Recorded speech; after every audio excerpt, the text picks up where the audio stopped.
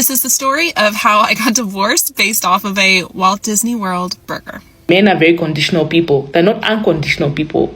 They're very conditional people. Sometimes the only reason why a man will continue to support you and your kids is because he's sleeping with you. The minute you take away that part as well, he stops supporting you and your kids. A lot of women can testify to this, that sometimes the only reason why their baby daddy will continue to support their child is because they have given them something in return. Hello fam, welcome back to my channel. I hope you all are doing good. Please take a moment to like this video and subscribe. Thank you. Are women getting tired of dating those days? Are women getting tired of low effort men? Let's have a look at these videos. I would rather feel moments of loneliness every day for the rest of my life than to end up in a relationship that drains me. I will never do that again. I will never do that again. I will stand my ground on that. And I will have people ask me if I'm 50 years old, are you ever going to get a boyfriend? And I will say, no, not unless like he's worth my time. I won't. You have a boyfriend yet? Are you talking to anyone? Anybody catch your eye? I'm like, no. Obviously not. Why am I still single? I get that question constantly. And the short answer is, the obvious answer, which is, I have not met the one yet. With that being said, I am not actively out there looking. And why is that? Because I have a very full life and I am very content in my life. And I am not missing that. I don't feel like I'm missing anything. So I think that that like blows people's minds, right? That, you know, how could she possibly be complete without a man? But I really am. I really am. Women are no longer willing to put up with men that are not willing to make effort, men with bad behavior, men that are not willing to commit to a relationship and make sure that relationship works out. They're not ready for that. They would rather stay by themselves and have peace of mind. I know this does not apply to all women, but more women are deciding to do this compared to what it used to be before in the past. Let's see what people are saying in the comment section. With no disrespect at all and not being rude, I believe this is menopause. When menopause hits, it makes you non-sexual and no desire for men. This is actually coming from a man I would want to believe. Trevor is from a man. A lot of men feel like women cannot exist without them. They feel like when women are sitting down thinking all we have in our head is men. No! There are other things to think about in this world other than men. Because I know that a lot of men can't exist without women. So they feel like it's the same with us. No. I am 47 and single and I refuse to settle for a warm body in my house just so I'm not alone. I'm just fine. Why are people so obsessed with why someone is single? I don't know, man. Men are not happy when they hear women are single. They feel like women are acting, they're faking. They feel like we can't be single. It's not possible. Or why is she happy single? It's not possible. She's lying. I don't know what's wrong with men. Was married almost 30 years, but divorced and single for 7 years now. At age 53, I'm the happiest I've ever been. Answer to no one and no drama. Full life too. 100% same girl, no bars, no dating apps for me, don't want it. If it happens, it must be organic, same, not looking. I feel being single has added years to my life because I have no relationship stress or drama. I answer to no one and I love it. 55, single for 9 years now. I would never settle again. I may be single for life. I was just crying my eyes out because I was on the dating app. This man was crossing my boundaries and rude. I was perfectly fine a week ago with no dating apps. I needed to see you today. Thank you. The video coming up next is a video of a woman that came online to cry. According to her, her husband brought his mistress back home to her matrimonial bed. She wasn't home when he did that. He also took his mistress to Mexico for vacation. He buys the mistress same gift as he buys despise her, and whenever he gives the mistress flowers and they have arguments and she rejects the flowers, the man would send the flowers to his wife, which is very disrespectful. Although she did not say anything, she wrote the story on the screen. So I'm going to play it. You can pause it and watch for yourself.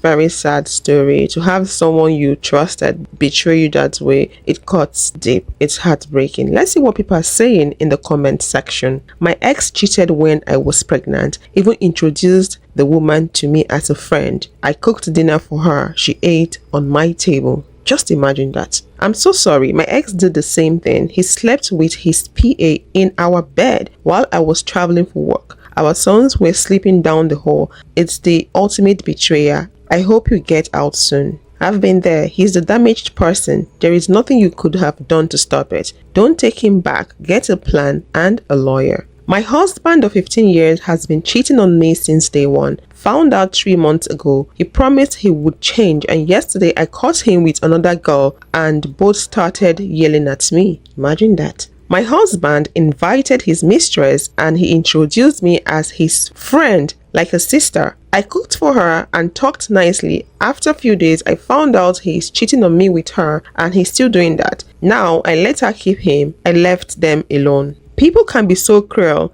Once we visited his mom in Egypt when our baby was fresh born, he left me waiting for him in our house until the next day. He had been sleeping with his ex at night. Really?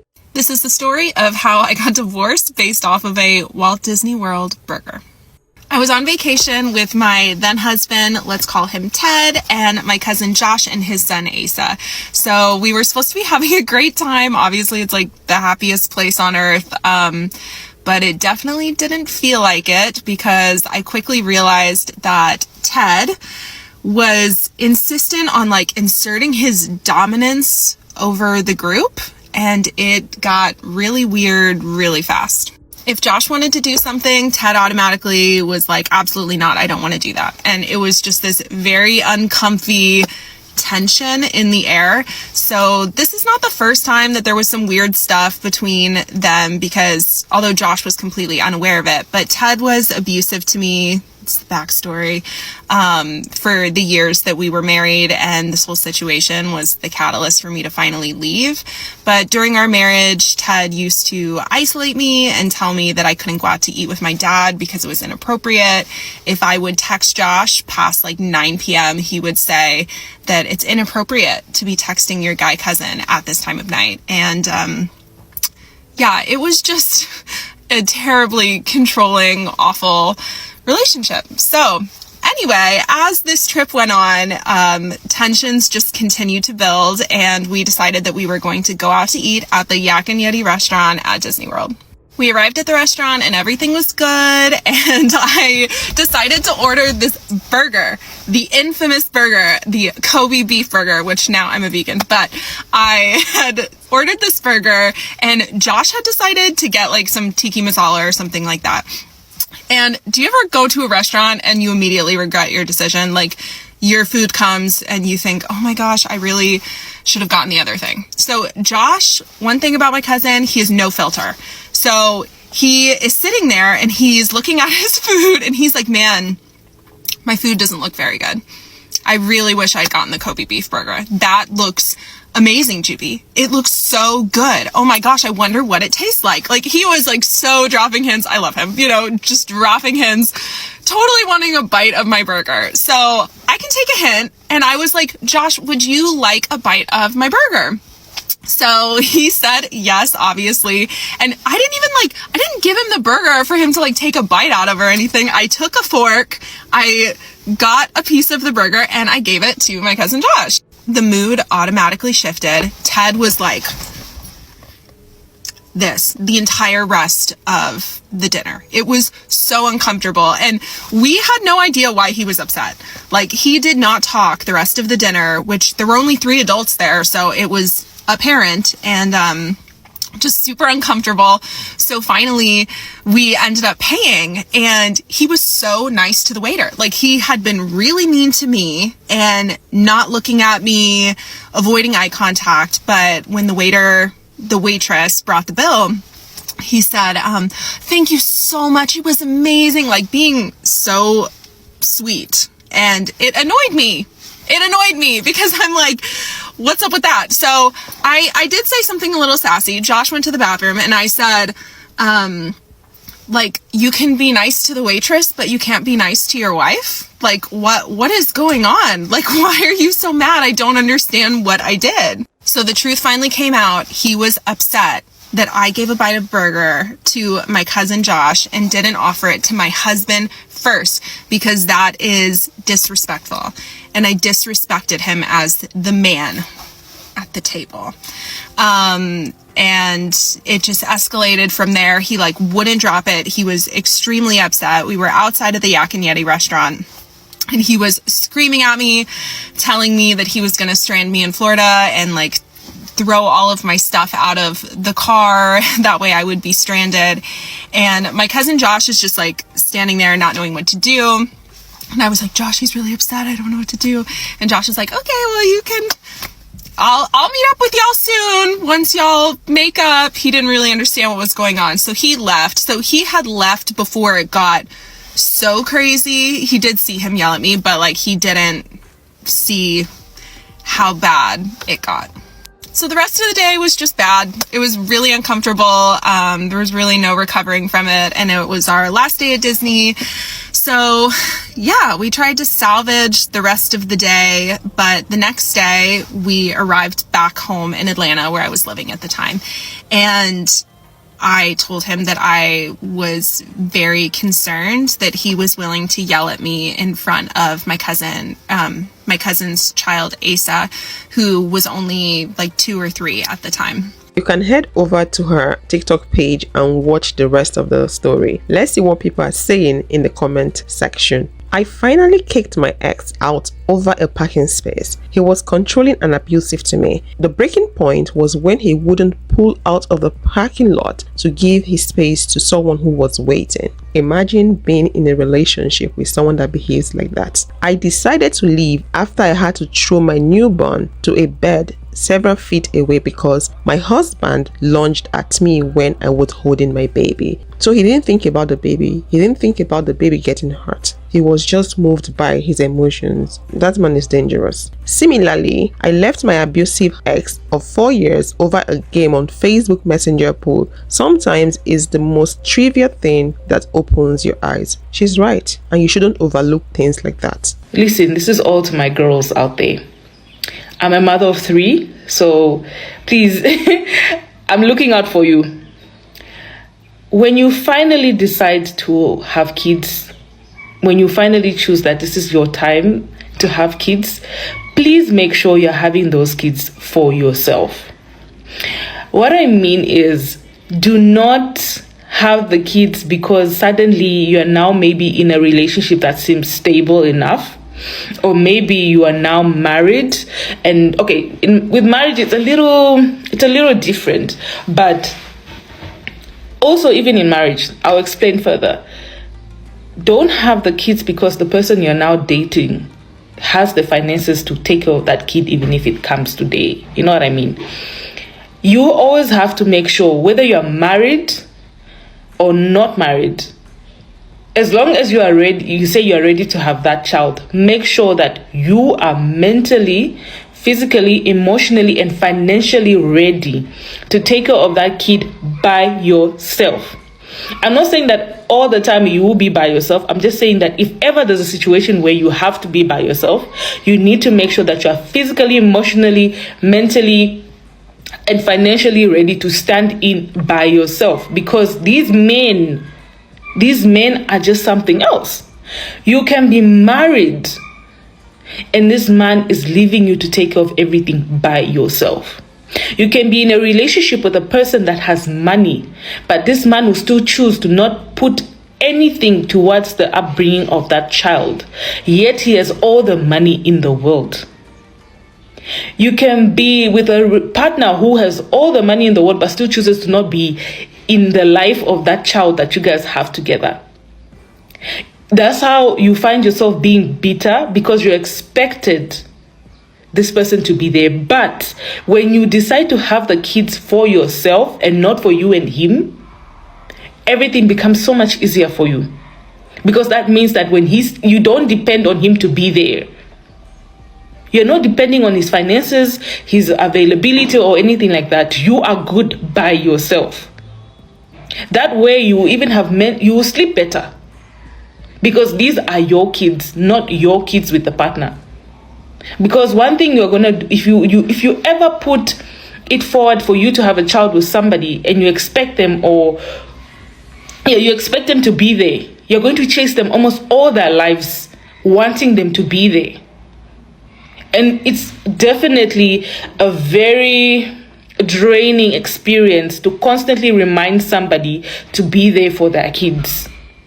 Because best believe me, men are very conditional people. They're not unconditional people. They're very conditional people. Sometimes the only reason why a man will continue to support you and your kids is because he's sleeping with you. The minute you take away that part as well, he stops supporting you and your kids. A lot of women can testify to this, that sometimes the only reason why their baby daddy will continue to support their child is because they have given them something in return, not because they feel obligated to taking care of their child. No. So when you decide to finally have that child for yourself, not because you're in a relationship, a serious relationship, or because you are now married, because even in marriage you're not safe. I hope you take my advice. Always be prepared. I agree with her, because lots of men are selfish. They don't care about the woman, they don't care about the children. And to some men, once they don't have any business with the woman anymore, they forget about their children. Out of sight, out of mind. When they're having problems with the woman, they don't want to have anything to do with the children. Most men don't care about their children, to be honest with you. Especially those men that have baby mamas everywhere. Why should they care when they can easily go impregnate another woman and have children? So why should they break their head over one woman that is forcing them to be accountable? Why should they do that? So it's very important for you to have all these at the back of your mind. Understanding how men operate would help you make a better decision when it comes to having relationship with men. If you decide to have a child or children, like she already said, make sure you can cater for those children without anyone's assistance, without a man's assistance. Because if you decide to have a child hoping that that man would finance that child, what happens if that man refuses to be responsible? You need to factor that in. So have children you can cater for by yourself. Don't have a child or children and hope on the father to cater for that child or the children. Just avoid disappointment and frustration in the future. If you would love to watch more videos like this, click this video to watch some men say that women that are 30 years and above are leftovers. And I will see you all in another one. Thanks for watching.